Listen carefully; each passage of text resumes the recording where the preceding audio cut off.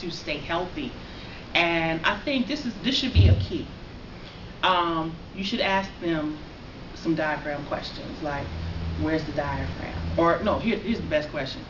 Do you ask them, do I sing from my diaphragm? And if they say yes, that's not your vocal coach. Because you can't sing from your diaphragm. That's a misconception. The diaphragm is a muscle in the stomach, and if you were to sing from it, it would be demonic. So we sing from our mouths, our throats, our lungs, giving that. So that should be a key. That would be a key. And I actually have to beat down a lot. Ask them this too. You suggest I take lemon before I sing? If they say, oh yes, that's not your vocal coach. Right? Because lemon is a drying agent. It's a double agent actually. It will dry you out, and it will mucus you up pretty badly. Yeah. So that's not a good thing. Come on through. For those who are just coming in, I'm open to questions at any point in time, so, don't be afraid or fearful to ask those things. I asked about gigging on a regular. Okay, here we go. What's your regular warm-up routine? You're going to come to me. Yeah, my warm-up routine is not so great. I mean, I do some stretching, some breath exercises, and I try and get some I try and get some Candy camera, etc. But it's been rough. It's been rough trying to get that in, balance everything else. Okay, we're going to talk about that today. Yes, ma'am. See in the shower all the way to work. It's an idea, and we're going to talk about that. Angela? Scales. I try to do at least a half hour before Good. on stage. Good. But we haven't been working out as much. I'm always trying to clear mucus, whatever else is in my throat. So and I also make sure that I don't eat like hours before I go on stage. Yes, ma'am. I have a vocal warm-up CD that I use with a lot of different exercises. Okay, I don't. Yeah, that's what we got right now. Well, nobody do that. Well, you know what? sometimes the vocal CD works. I'm just a physical teacher. I put my hands on people while I'm teaching. So yes, Lord. I think that for me, you're only gonna be able to get so much with right, exactly.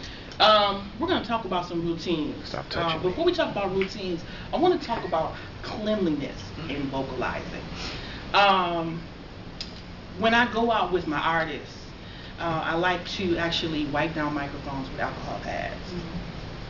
Now I say alcohol pads as opposed to a bottle of alcohol and you put it on a cotton ball because that's wet, that's more wet, and the mic people will probably kill you. But an alcohol pad is not damaging. And I'm a kisser of a mic. Yeah. Probably most of you all are.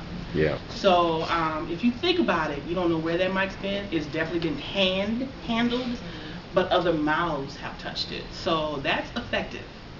And we walk away sick a lot because of that. And, if we're sick, it's not like if you play the drums and you get sick.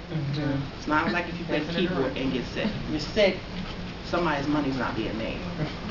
So I'm an alcohol swiper of microphones. After my artists, both of my artists love to meet and greet people, and I think that's tremendous, and I think you have to do that. I think it's necessary. And this is not a slight against the people that you're shaking hands with, but you shook 100 hands, 200 hands, 50 hands, 20 hands, I don't care what it is. You need to be, if you can't get to a sink to use soap and water, you need to be hand sanitizing after you're done shaking hands. Because then we go, we're like, oh man, the next bad, and then what? Or maybe we stop, we go get something to eat right there. You want to make sure that you're keeping the instrument protected. You never see, I was telling somebody last night, you never see a drummer just put his drums in the back of the truck. He takes the time to put them in each individual bag. He takes them longer to get up out the joint. But he cares enough to want to use that instrument again. And we should do the same thing. We should be looking at our instruments in that same way.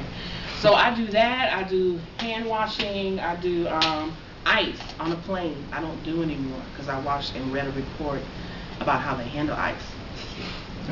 So I stopped doing where it comes from. And I stopped doing that quite quickly after that. But my drink is hot. It's coming from dirty places, being handled by hands and gloves, being put into dirty things, and then just being dumped into a thing for you to be. Ice, apertures, I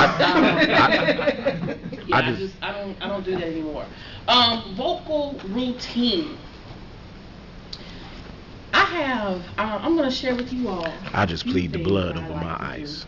The blood of Jesus. I think that it is paramount that, number one, let me address this about eating.